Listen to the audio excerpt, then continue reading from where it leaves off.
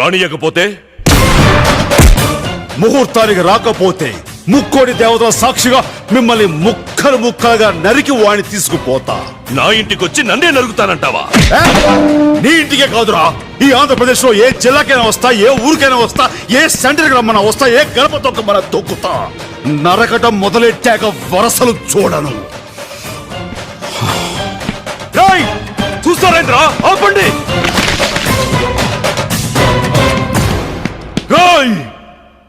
ఆయుధం లేకుండా వచ్చినావు, మా గడప దాటి ఎట్టా పోతావు? ఆయుధాలు మీకు కావాలరా, నాకు చాలు.